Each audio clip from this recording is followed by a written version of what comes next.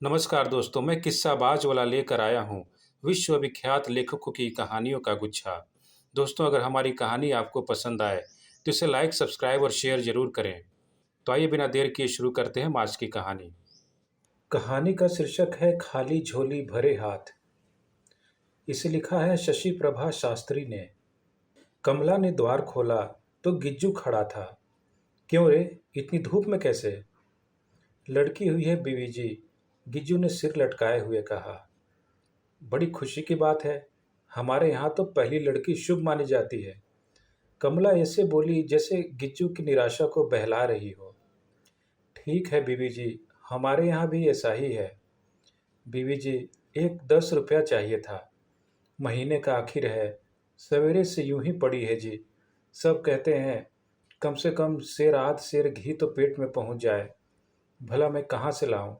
10 रुपया दे दीजिए बीवी जी, गिज्जू ने घिघियाते से स्वर में कहा। 10 रुपए? कमला ने आंखें फाड़ कर उसकी ओर देखा।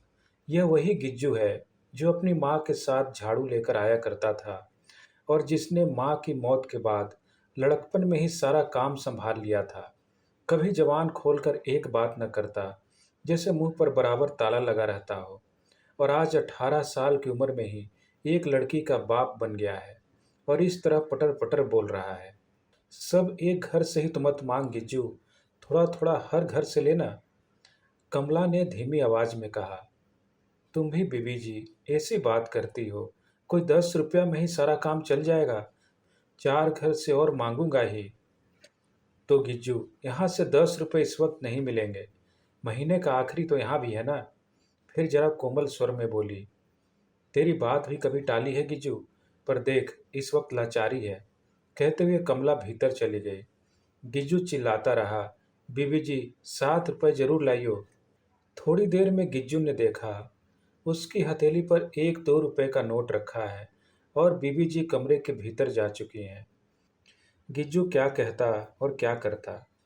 पिछले 2 घरों से उसे 1-1 रुपया मिला था। कैसे काम चलेगा, सोचता हुआ गिज्जू चला गया। कमला कमरे के भीतर जा मशीन पर बैठ गई। फिर उठी तो सुरेंद्र और उसकी बहू आ धमके। मेहमानों को खिला पिलाकर निपटी तो बच्चे रोने लगे। उन्हें नाश्ता करवाकर कपड़े बदल रामू के साथ सैर करने भेजा। इसके बाद वह शाम का खाना बनाने में जुट गई और रात तक जुटी रही।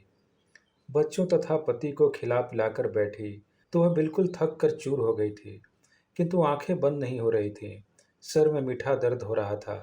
लेटे लेटे ही अनायास उसे 3 वर्ष पहले की बात याद हो आई, जब वह पलंग पर लेटी थी और 2 दिन की नन्ही मधु उसकी बगल में लेटी थी और उसका सर चक्कर खा रहा था।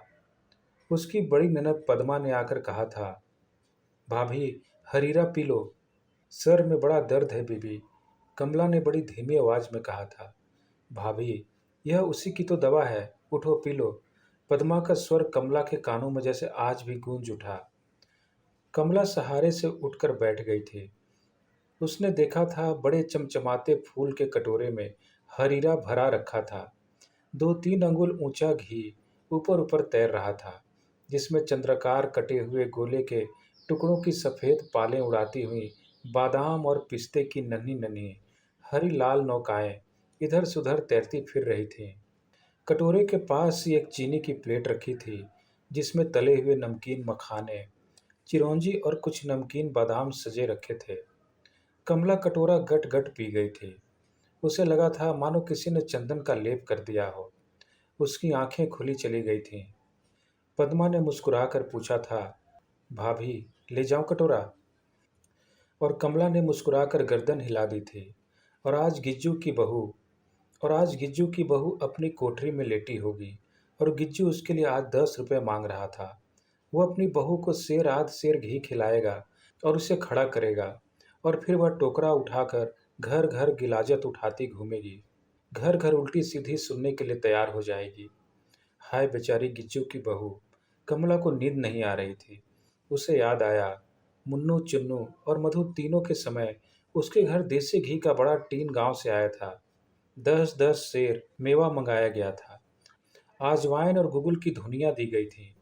लेडी डॉक्टर की बताई हुई दवाइयों आदि में ही 20 रुपए से ऊपर का बिल बैठ गया होगा। और आज गिज्जू 10 रुपए मांग रहा था। गिज्जू भीख मांग रहा था, पर कर भी तो रहा था गजब। 10 रुपए, 5 महीने की तनख्वाह एकदम। कमला का सर भन्ना उठा। उसे नींद नहीं आ रही थी। अपनी कोठरी में चिथड़ों के बीच लेटी हुई गिज्जू की बहू कमला के मस्तिष्क में करवटें लेने लगी। मधु के होने के समय सफ़ेद तौलिए, बुराक चादरें, हवा के साथ उड़ते हुए झिलमिलाते पर्दे गिज्जू की बहू के कोठरी के द्वार पर टंगे हुए टाट के पर्दे से जाकर टकराने लगे। हाय, पूरे 10 क्यों न दे दिए? गिज्जू को 8 रुपए कल दे दूंगी। कमला सोचने लगी, कल क्या कहकर गिज्जू को 8 रुपए और दिए जाएंगे? इतनी बड़ी लाचारी दिखाने के बाद 8 रुपए और कहाँ से आए दिखाए जाएंगे? पर गिज्जू को इस सब से क्या मतलब? उसे तो रुपए चाहिए। सोचते सोचते कमला सो गई। दूसरे दिन गिज्जू आया और काम करके चला गया। कमला बड़ी व्यस्त थी, कुछ न कह सकी और कहती भी क्या। नौकर लोगों को पैसा देने के लिए क्या अपने आप पूछा जाता है?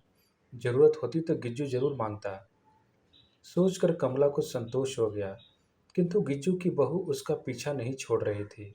वही गिज्जू की बहू जिसे गिज्जू अभी पिछले जून में ब्याह कर लाया था, जो अपने लाल लाल मेहंदी के हाथ लिए और कलाई में कलावा बांधे चौथे दिन ही टोकरा और झाड़ू लेकर उसके द्वार पर छमछमाती हुई आकर खड़ी हो गई थी।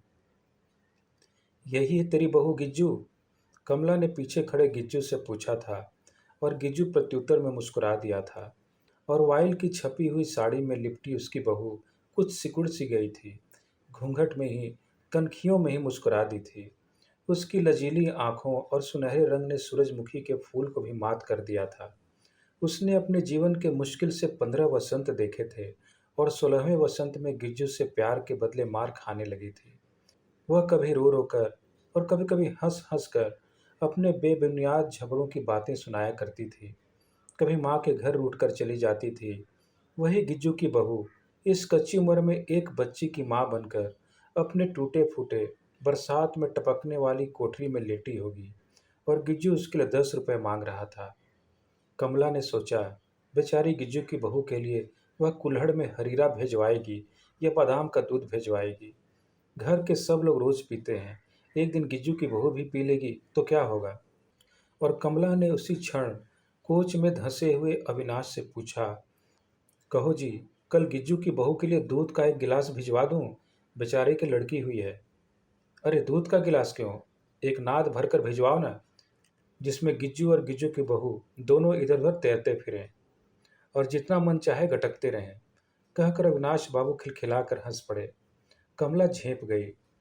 अपनी झेप छुपाने के लिए वह पास खड़ी मधु की फ्रॉक उतारने लगी। मैं भी क्या पागल थी, किसी ने आज तक भंगियों के यहाँ दूध हरीरा इस तरह भिजवाया है? कुछ गुड़ गुड़ दे दूंगी, गिज्जू अपने आप बना लेगा। सोचते हुए कमला फिर काम में उलझ गई। दूसरे दिन गिज्जू ठीक समय पर आया और चला गया। कमला पूजा कर रही थी, कैसे उठती, और गिज्जू को दोनों समय आना ही था। उसके लिए कमला भगवान की पूजा छोड़ देती? अगले 3 दिन कमबख्त गिज्जू उसी समय आता जाता रहा, और गुड़ उसे नहीं मिल पाया। चौथे दिन कमला ने चटकारी धूप को देखा, बाग से टूट कर आए हुए नए कच्चे आमों के ढेर को देखा, और फिर उसने नौकर रामू से चिल्लाकर कहा, रामू, जरा जल्दी जल्दी इन आमों को काट कर तो रख दे, थोड़ा सा मीठा अचार ही डाल दूं। और रामू ने आमों को जरा सी देर में हलाल करके डाल दिया। कमला ने सोचा, कहीं अचार में मीठा कम न हो जाए और साल भर का अचार बिगड़े, इसलिए उसने सारा गुड़ अचार में छोड़ दिया। कमला ने संतोष की सांस ली। सोचा, अच्छा हुआ मैंने गिज्जू से नहीं कहा, नहीं तो क्या जमादार के लिए खास तौर से बाजार से गुड़ मंगवाती। कमला ने गिज्जू को भुला दिया। गिज्जू की बहू और उसकी लड़की, सबको उसने मस्तिष्क से झाड़ कर बाहर फेंक दिया। किंतु उस दिन काम करते उतरते हुए गिज्जू पर कमला की निगाह पड़ गई। कमला ने देखा, बलिष्ठ कंधों वाला लंबा चौड़ा गिज्जू सुकड़कर आम की गुठली की तरह हो गया है। उसका तांबे का सा तमतमाता रंग काले लोहे की तरह हो गया है। उसकी कोहनी फटी कमीज में से निकली हुई है। गिज्जू टोकरा लिए नीचे उतर रहा था। हाय बेचारे गिज्जू की जिंदगी, बेचारा अपनी बहू को इच्छा रहते भी नहीं खिला पाता। अरे इसे एक 10 रुपए का नोट उठाकर यूं ही दे दूं तो कितना खुश हो जाए गिज्जू। पर कैसे दूं, क्या कहेगा वह? बड़ा खुश होगा, सच। पर हमेशा वह मांगने भी तो लगेगा। और फिर कहीं हमें सचमुच धन्ना सेठ समझ चोरों को कहीं घर में न घुसा दिया तो हवन करते हाथ जले वाली कहावत चरितार्थ हो जाएगी। बाबा, ये लोग जो करें सो थोड़ा है। और कमला अपनी समझदारी पर खुद ही निहाल हो उठी। कमला इसके 3 दिन बाद अपनी चाची के यहाँ चली गई। लौट कर आई तो क्या देखती है, गिज्जू की बहू दरवाजे पर खड़ी मुस्कुरा रही है। हैं? कमला के आश्चर्य का ठिकाना न रहा। कितने दिन की हो गई बच्ची? उसने पूछा। अभी 12 दिन है बीवी जी, गिज्जू की बहू ने मुस्कुरा कर कहा। वह बड़ी कमजोर दिख रही थी। उसके गाल कांतिहीन हो गए थे। उसके नेत्रों के चारों ओर काले गड्ढे पड़ गए थे। उसका सारा शरीर सूख सा गया था और वह ऐसे मुस्कुरा रही थी जैसे उजड़े चमन में जूही का एक नन्हा सा फूल खिल उठा हो। लड़की कहाँ है? कमला ने फिर पूछा। घर है बीबी जी, सोई पड़ी है, गीचू की बहू ने उत्तर दिया और नीचे उतर गई। कमला देखती रह गई। उसे याद आया, 12 दिन तक तो कमला ढंग से बैठकर बच्चे को दूध भी नहीं पिलाती थी। और हाय बेचारी गिज्जू की बहू। कमला सोच ही रही थी कि गिज्जू आकर खड़ा हो गया। बीबी जी, कहाँ गई वह? गिज्जू ने पूछा। क्यों, अभी भी नीचे ही तो गई है। मुझे तो कहीं नहीं मिली। बच्ची नीचे पेड़ पर पड़ी पड़ी रो रही है। नीचे पड़ी पड़ी रो रही है? वह तो कह रही थी कि घर पर है। गिज्जू एक व्यंग भरी मुस्कान मुस्कुरा कर बोला। बीबी जी, घर पर कौन बैठा है जो बच्ची को संभालेगा? साथ रहेगी तो उसकी भूख नींद सब देखते रहेंगे हम। कमला 2 क्षण टक से खड़ी रही, फिर डांट कर बोली। गिज्जू, तू क्यों आने देता है अपनी बहू को अभी से? हमारे यहाँ तो 40 दिन से पहले घर से भी नहीं निकलते। ठीक है बीबी जी, पर घर में खाने को कुछ तो नहीं है, आराम करने की जगह नहीं है। दोपहर को सारी धूप कोठरी में भर जाती है और मैं अकेला हूँ। कहकर गिज्जू जाने लगा तो कमला बोली। अरे गिज्जू, जब लड़की को गली में ले ही आया है तो यहाँ भी लाकर दिखा दे। गिज्जू खुश होकर चला गया तो कमला सोचती रही, वह गिज्जू को 5 रुपए अवश्य देगी। बेचारी माँ कुछ खा पी लेगी।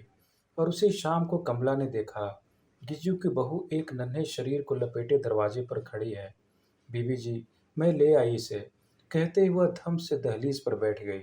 कमला को याद आया, उससे गिज्जू की बहू का क्या देना था।